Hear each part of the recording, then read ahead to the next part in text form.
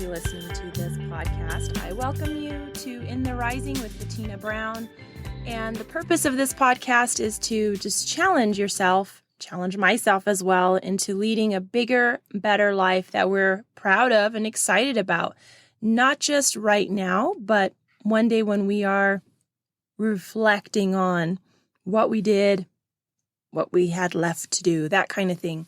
So I always talk about living a life that's really more in alignment with your hopes and your dreams, and leaving behind the shame, blame game that really does nothing for you. It doesn't advance you emotionally, psychologically, or forward in your life at all.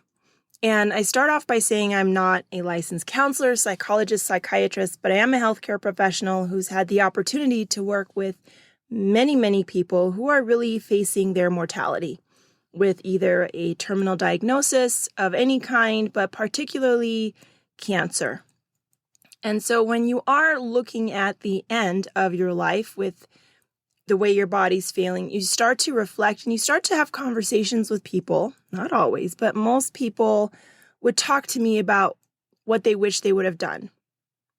And the big thing is to get towards the end of your life, whether it is from something like that or just towards the end of your life, if it's a natural passage into the next phase, to look back on life and say, I took the risks that I wanted to. I have fewer regrets because I made some changes, or I have no regrets at all. And so today I want to talk about taking risks. This topic's come up all week long. And I had a wonderful conversation with someone who flat out said, I'm a risk taker. I'm going to do this. I went all in and it paid off. And, I just wanted to try this out. And for this person, being a risk taker really did pay off, not just financially, but for the community as well. And I wanted to look at what makes us take a little bit more risk and what makes us not want to. So I did do a little bit of research, the way I always am, trying to lead and read and move forward. But one of the big things I found is that taking some risk is very important to help you lead a better life. The first thing that comes to mind is that there's like two groups, one that's the risk taker and one that's not. And when we say risk taker, we tend to think of that person who's willing to drive 100 miles an hour, the race car drivers, the people who go paragliding, parachuting off the edges of cliffs, rock climbing without any, protective gear. That is a risk taker. But you don't have to go to that kind of extreme of it.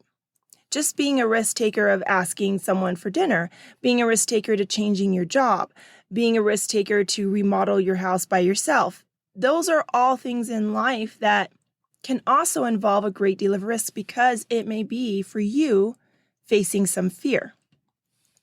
Now, the thing is, sometimes we want to play it safe.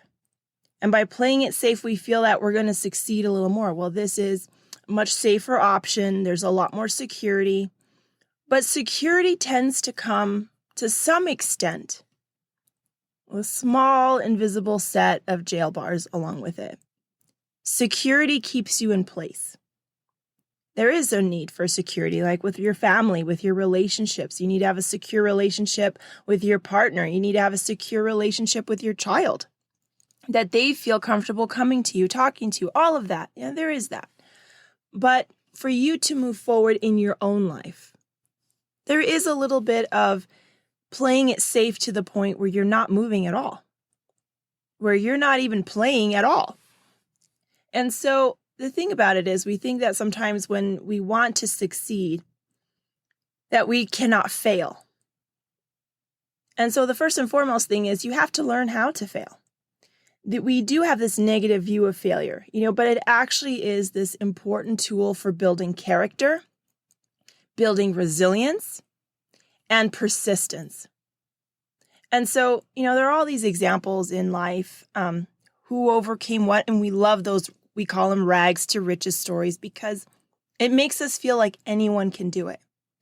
And the reason for that is because pretty much anyone can. We all have different opportunities, but if we do not do something, we end up doing nothing.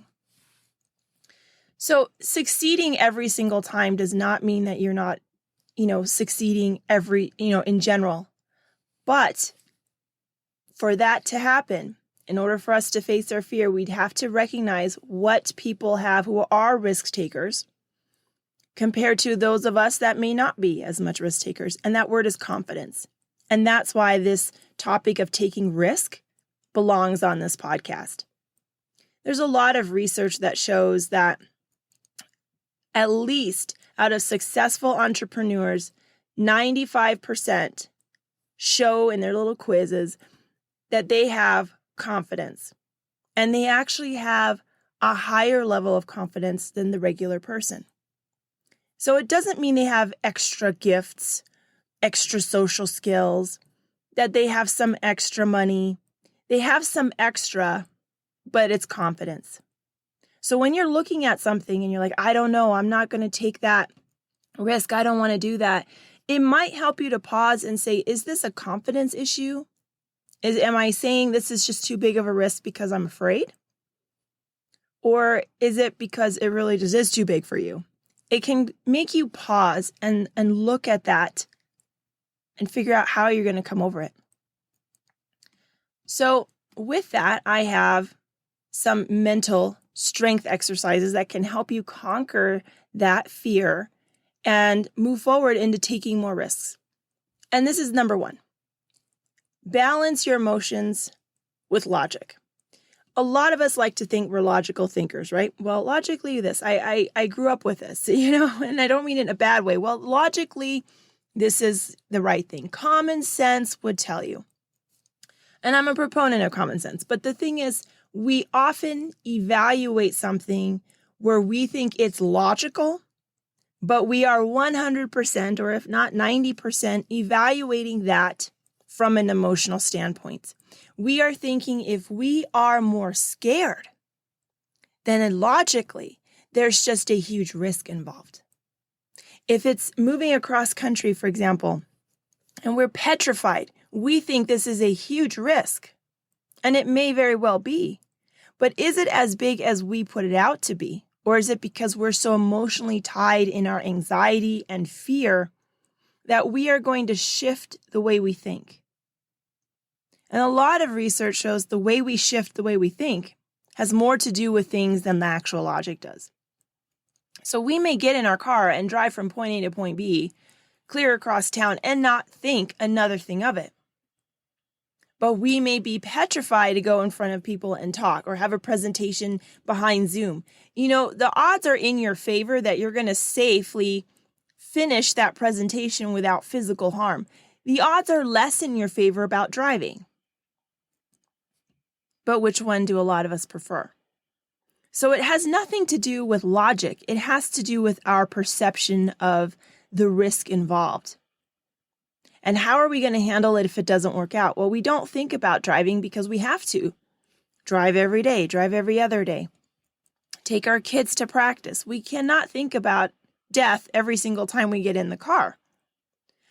But we also don't think about, hey, if this ride doesn't work out, what's going to happen? Do I have all my particulars in order? Is my will in order? Is my living will in order? Have I paid my bills? Have I had the conversation about life and death with my family? We don't think that way. And you don't need to have a conversation about life and death about a speech either. So just checking, is this an emotional view or is this really the way I'm thinking? The other one is take steps to reduce the risk that you're facing.